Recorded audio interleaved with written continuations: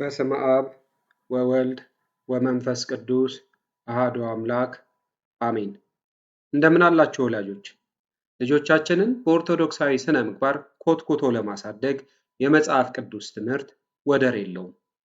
ይህ የሕይወት ቃል ለብዙዎች እንዲዳረስ ላይክ እና ሰብስክራይብ በማድረግ ቤተሰብ ይሁኑ። እናመሰግናለን።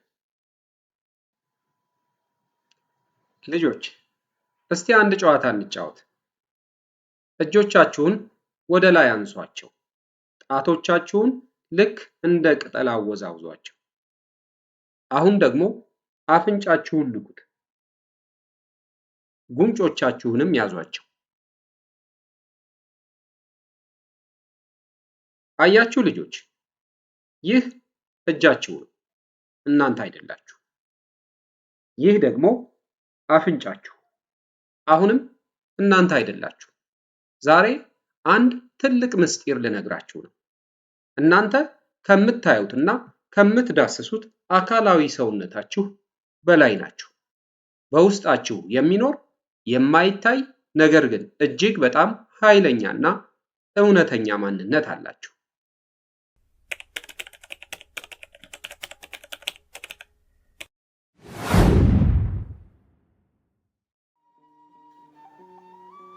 ይህንን ፊኛ አያችሁት? ዝም ብሎ እጄ ላይ ተኝቷል። አይንቀሳቀስም፣ አይቆምም፣ ውበትም የለውም። ዝልፍልፍ ብሎ ተቀምጧል። ፊኛውን ልክ እንደ አካላዊ ሰውነታችን አስቡት።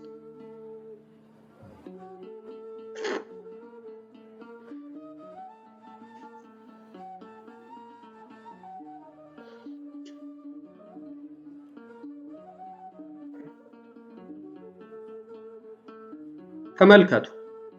አሁን ፊኛው ተለወጠ። ቅርጽ አልባ የነበረው ፊኛ የሚያምር ቅርጽ ያዘ። አሁን ስለቀው ወደ ላይ ይበራል።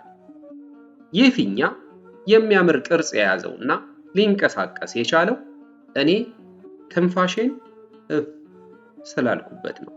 ያ እፍ ያልኩትን ትንፋሽ ልክ እንደ ነፍሳችን አስቡት።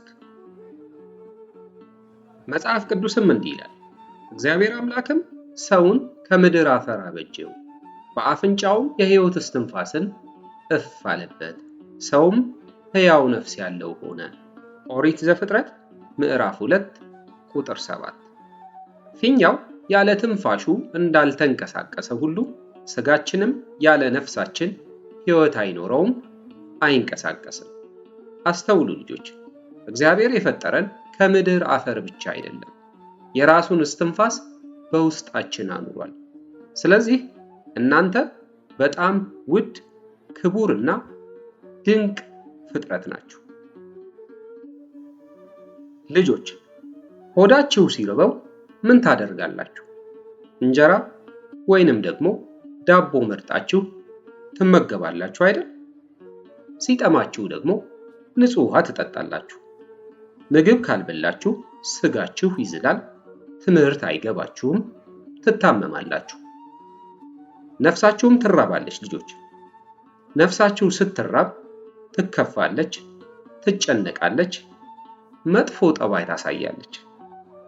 የነፍስ ምግብ ደግሞ እንደ ስጋ ምግብ በሳህን የሚቀርብ ሳይሆን የነፍስ ምግቧ ጸሎት፣ ምስጋናና የእግዚአብሔር ቃል ነው። ነፍሳችሁን ካልመገባችኋት ስጋችሁን በትክክለኛው መንገድ መምራት ያቀታታል። ልጆች ነፍሳችሁ የስጋችሁ መሪ ናት።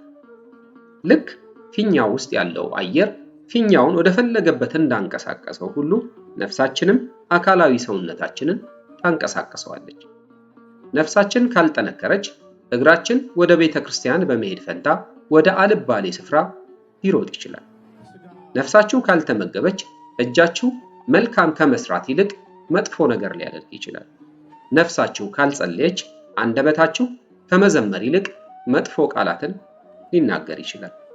ስለዚህ ልጆች በየቀኑ ለስጋችሁ ምግብ እንደምትመርጡ ሁሉ ለነፍሳችሁም ትክክለኛውን ምግብ መምረጥ መሰረታዊ ነገር ነው። ዛሬ የተማርነው ትልቅ ነገር እኔ ነፍስ አለኝ፣ እግዚአብሔር እስትንፋሱን በውስጤ አኑሯል የሚል ነው። በሚቀጥለው ክፍል ደግሞ ነፍሳችንን እንዴት ምርጥ ምግብ መርጠን መመገብ እንዳለብንና ነፍሳችንም ስጋችንን እንዴት እንደምታዘው በዝርዝር እናያለን። እስከዚያው ግን አንድ የቤት ስራ ልስጣችሁ። ዛሬ ማታ ከመተኛታችሁ በፊት ለስጋችሁ እራት እንደምትመግቡት ሁሉ ለነፍሳችሁም የሚሆን ጸሎት መጸለያችሁን አትርሱ። ስትጸልዩ ነፍሳችሁ ትጠግባለች፣ በሰላምም ትተኛላችሁ።